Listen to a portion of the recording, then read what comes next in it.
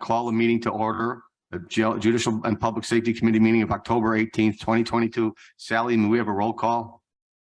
Vice Chair Pachowski. Here. Chair Renahan. Member Chaplin. Here. Member Covert. Here. Member Desart. Here. Member Eckhoff. Here. Member Garcia. Here. Member Krajewski. Here. Member Ozog. Here. Member Schwarzy. Here. Member Selman. Member Zay. All right, we do have a quorum. There is no public comment. I do not have any chair remarks. Next, we go to agenda item 5, which is a presentation, and it's an honor to have our DuPage County State's Attorney, Bob Berlin, give us a presentation on the red flag law. Thanks, Bob. Thank you very much. Good morning, everybody. So, I promise I won't take as much time as I did last week.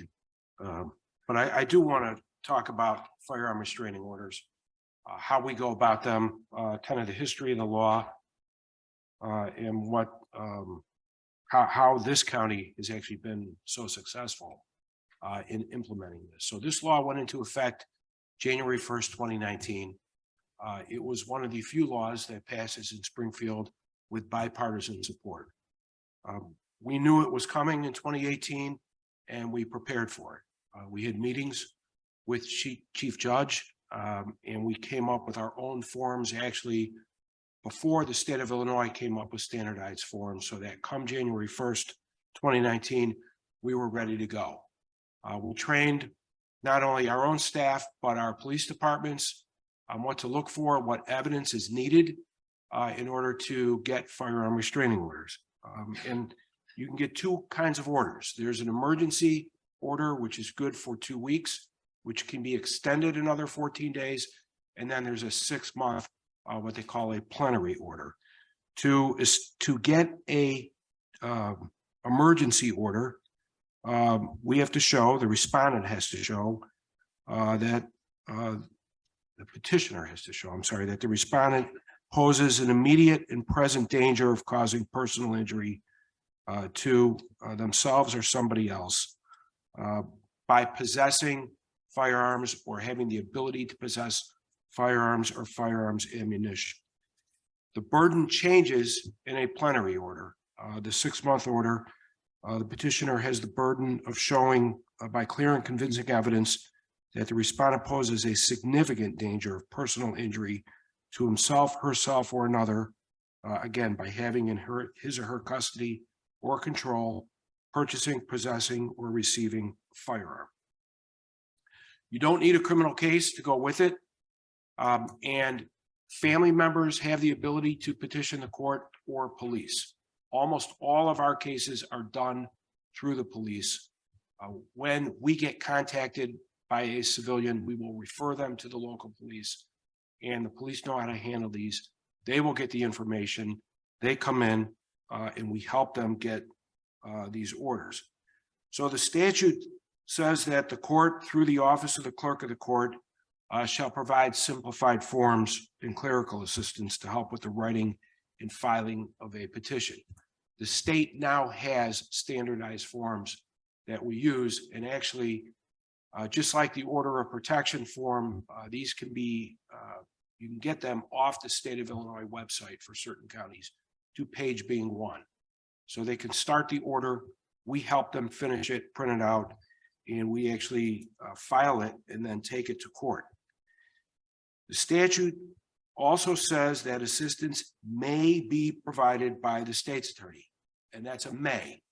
We took the position early on and have put it into our office policy that our office does and will help victims and witnesses get firearm orders of protection. So we help in all of these cases, and as I said, our staff is trained on how to do them. So the police typically will call our screening unit. We have felony screeners that are on call 24/7, 365. They'll ask a lot of times what their options are. If somebody's violent, somebody has guns in the house, if someone has suicidal ideations or is suffering from some type of a mental health crisis. These are the typical scenarios where we request and help them get a firearm restraining order. They go, as I said, online to IllinoisProtectionOrder.org, and they begin filling it out. We finish it, and we instruct the police to include all incidents, including language that a person has a gun or will try to get a gun. We instruct the police to include descriptions of all the guns and if they know what rooms they're located in, where they are located. Because if a judge finds probable cause to issue a firearm restraining order, they will issue a search warrant. And the search warrant has to include language of the physical, actual address of where they're searching and actually what rooms in order to search. So if the respondent is alleged to pose an immediate and present danger of causing personal injury to an intimate partner, or an intimate partner is alleged to have been the target of a threat or act of violence by the respondent, the law requires that they must notify all intimate partners that they intend to file for a firearm restraining order. If they're unable to make that notification, the police have to list the attempts that were made. In addition, they must be able to demonstrate that they've made referrals to the appropriate domestic violence, stalking, or counseling resources as needed. And the judge issuing the order will always ask these questions. So our victim services people pull up the order online. We review it for accuracy. The police come here, sign the order electronically. We submit it. It goes immediately to the clerk's office, and we go up to courtroom 4016, currently staffed by Judge Gibson. And the case is pretty much on the call immediately, and there's a hearing, and we step up as a friend of the court because the state's attorney is not a party in these, but we, as I said before, we do assist the police in getting them. The police swear to the order. We will ask the officer questions to make sure that the elements of dangerousness are established. If the judge grants the order, they will issue a search warrant, and the officer then, the police have to go execute that warrant, serve the respondent, and file a return of the warrant within 4 days after the warrant has been issued. In that return, they have to list all of the firearms that were taken, and then they are held until the respondent is able to get them back, and there's a process in order for that to occur. If at the expiration of the emergency order, many times we will go in and ask for a 6-month order, and that can be extended by law one time up to a year. So in terms of numbers, in 2019, when the law first went into effect, there were 10 orders that were issued in DuPage County. In 2020, there were 50 orders issued. And in 2021, 22 orders were issued. In 2022, 3 orders so far. For 2020 and 2021, 62% of all firearm restraining orders issued in the entire state of Illinois were issued right here in DuPage County. So we have by far and above led all other counties in the implementation of this law. So much to the point that when the General Assembly in the last session passed Public Act 102-345, which was signed by the governor, that created the Commission on Implementing the Firearm Restraining Order Act. My office was a member. We were put on that commission. I actually gave a presentation in August, and the commission was appointed on June 8th, charged with developing a model policy for the state for firearm restraining orders. And that policy was actually just released last week on October 13th by Director Brennan Kelly of the State Police. Much of what is in that policy came from our office's practices. And we had a large role in implementing this model policy for the rest of the state. So it has been extremely successful in this county. There's no question in my mind that the use of this act has saved lives. No question about it. And we'll continue to do it in appropriate circumstances. One thing that everyone has to remember about the law is it protects people's Second Amendment constitutional rights, but it provides for due process. We're not taking people's guns. We are safeguarding them for either a 2-week period or beyond a 6-month period. There's a process for people to get those guns back, but everyone is afforded due process. They have an attorney representing them, and there are clearly certain things that have to be found by clear and convincing evidence before a judge will grant one of these. So, as I said, it has been extremely effective. All right. Anybody have any questions? Dawn?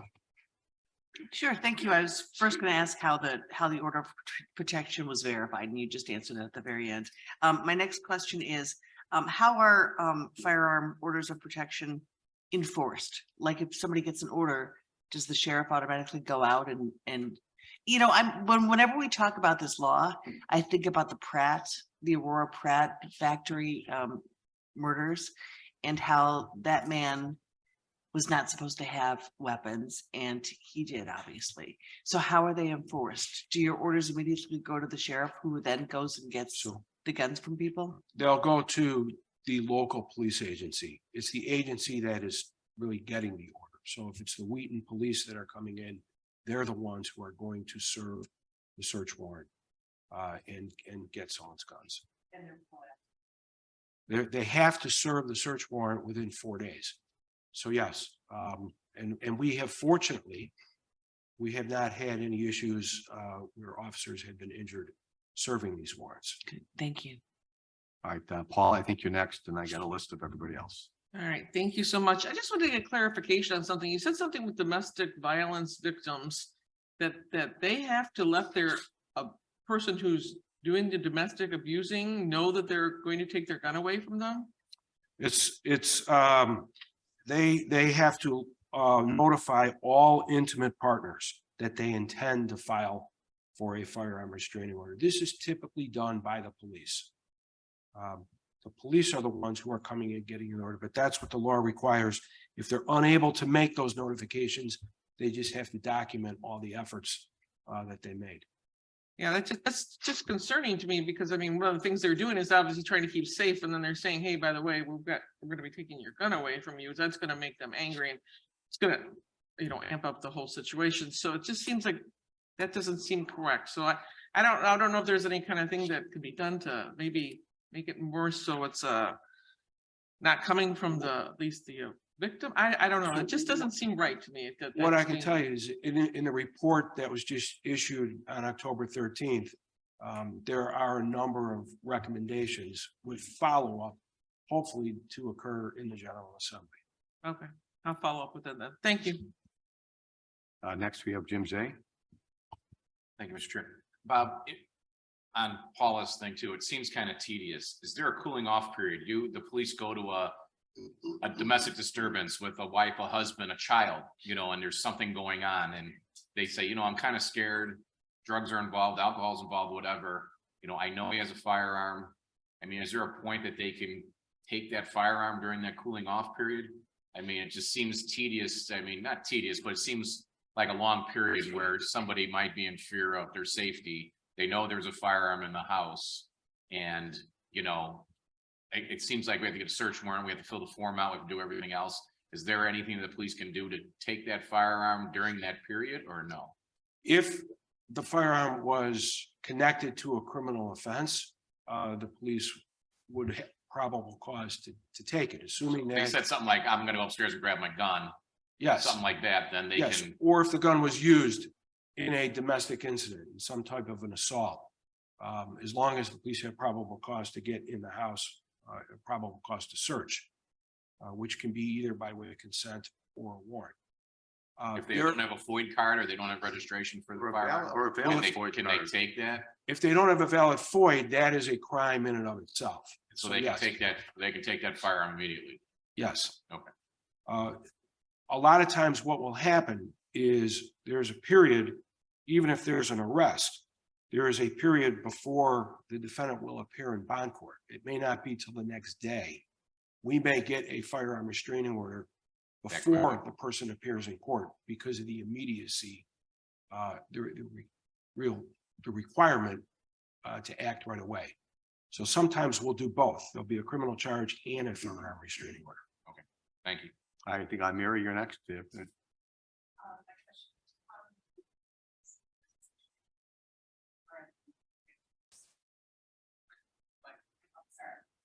Are the victims immediately removed from the situation? If there's a known firearm, how would that generally play out? Would they? If the police are on the scene, Yeah, I mean, that is a police function. They're going to do everything they can, obviously, to protect To everyone's safety. And that is an assessment that they'll make. If they have to put the victim in a separate room, or take the victim outside, before they go in and conduct a search, we obviously leave those decisions up to the police. so it's very situational. Yes. Okay, thank you. All right, Liz? Thank you. Who can go to the court and ask for a firearm to be removed from it? So like, let's say an employer terminates an employee and they know that they have a firearm and they're a little concerned because maybe this person was very distraught after the termination and they maybe said something. Can anybody that's concerned file it, or does it have to be a family member, or who can file that? So it has to be either a family member or the police. And Okay. family member of the respondent means a spouse, former spouse, person with whom the respondent has a minor child in common, a parent, child, or stepchild of the respondent, or any other person related by blood or present marriage to the respondent, or a person who shares a common dwelling with the respondent. Okay. So it's a broad definition, but as I said, almost all of these, they go to the police have the authority to do it. Okay, and then the process to get the gun back. So the individual that had the gun taken from them, do they have to go before the court then to get They have to go to back to court, back to court? Okay. either at the termination of the order, or there's a process. They can go file a petition once during the term of the order if they show certain evidence that they're able to have the gun back, but the judge has to make that determination. Okay, and do you know, have there been any instances when the judge has deemed somebody like, no, they're just not stable enough to have the gun, or? Typically, in most of these cases, the respondents do not come back to court and make that request. Okay. And Okay, that's ultimately, interesting. if there is no request at the termination of the order, then there's a process by how the police can destroy those guns. I was just gonna answer, that's gonna be my next question. What do you Yes. do with the, okay, Yeah, great. but that's what we've seen in almost all these cases. Oh, so they don't come back. Yeah. So that's a great deterrent. Okay, thank you. And I'll say this, most of these cases originate with a family member making the request to the police. So one of the things that we have tried to do is get the word out there. And we've done numerous trainings. Actually, we have a training this Friday with our police, our fall training we do twice a year. And we're covering firearm restraining orders, I think, for the third time. Okay. So do you work like the domestic violence shelters or any of the any organizations like that to get the word out that people can file these they can file these petitions? Family Shelter Service Mhm, good. is actually in the courthouse. And we work very well with them. All right, Sadi? Thank you. Thank you, Mr. Chairman. Thank you for your presentation, and seems like a very reasonable, balanced law. When I look at, this presentation, when I look at these type of laws, now I'm thinking, I always think of every law now in light of the new Safety Act law. Does the Safety Act in any way conflict or have an impact on specifically, when it comes to restraining order hearings or other types of hearings, or any aspect of this law where it would be difficult to enforce? So the Safety Act should not have a direct impact on firearm restraining orders. Where it will have an impact, if it's not changed, is for people who have guns illegally, criminal cases. Your unlawful use of weapon by felon or armed habitual criminal cases.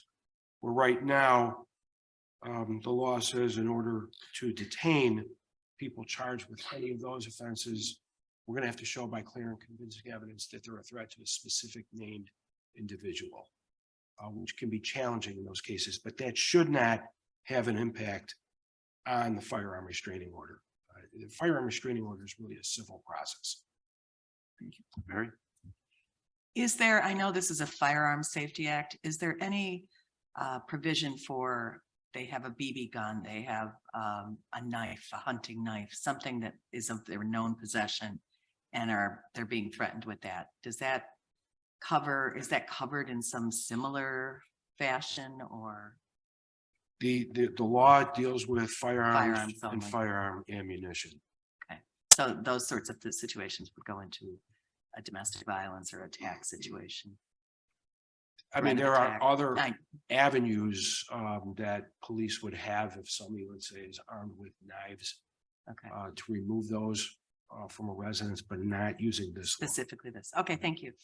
I have a quick question, Bob. This reminds me so much of an order of protection. And in a lot of order of protection cases, there's an incident that's usually drug or alcohol related. And then when it's time to go to court, person goes, well, I gotta have him come to work or he's gonna have to show up. Is it similar in this? Are people showing up to court or are they just not coming to court after everything's been diffused because they, had too much to party or something like that? Actually, they have been coming to court. And again, most of the cases, it's the police officer who can come in and testify. And the police are aware of all the facts. And that system, that process has actually worked very well. So Rather than have the family member come in court that's to my point, testify. like in a domestic violence case, if the police officer sees a domestic violence, and even if the person doesn't want to proceed, we're still proceeding because the police officer is the complaining witness. in the Correct. case. Okay, Correct. all right, thank you. Does anybody else have any other questions or comments? Thank you, Bob. I thank you very much. Appreciate the opportunity. All right, now that takes us to agenda item 6. May I have a motion to approve the Judicial So Public moved. Safety Committee minutes of October 4th, 2022. I have a motion, a second, changes, alterations, or corrections. All in favor, say aye. Opposed, the ayes have it. That takes us to 7A, which is procurement requisition. May I have a motion to approve 2022-88 approval and agreement with O'Hare and Mayor LLC to provide legal services as special assistant state's attorneys for the period of December 1st, 2021 through November 30th of 2022 for amount not to exceed 25,000. And motion second. Any questions? None. All in favor, say aye. Opposed, the ayes have it. Next is item 8A, which is resolutions. May I have a motion to approve FIR 0419-22 acceptance and approval of the U.S. Department of Justice Bureau of Justice Assistance FY 2022 DNA Capacity Enhancement for Backlog Reduction Program Grant of $406,097. I have a motion, a second. Is there any questions? All in favor, say aye. Opposed, the ayes have it. Next is 8B, which is motion to approve FIR 0420-22, a resolution for the acceptance and appropriation of the Sustained Traffic Enforcement Program 2023 Grant Agreement, $31,225. You have a motion and a second. Any questions? All in favor, say aye. Opposed, have it. Next is agenda item 9A, which is a budget transfer. May I have a motion to approve budget transfer A, which is transfer funds from furniture and furnishings to furniture and furnishings for the circuit court in the amount of Second. $44,689. I have a motion and a second. Or any questions? All in favor, say aye. Opposed, the ayes have it. Next is 9B, which is a budget transfer from interpreter services to IT equipment, small value in the amount of $41,820. Second. I have a motion and a second. Any questions? All in favor, say aye.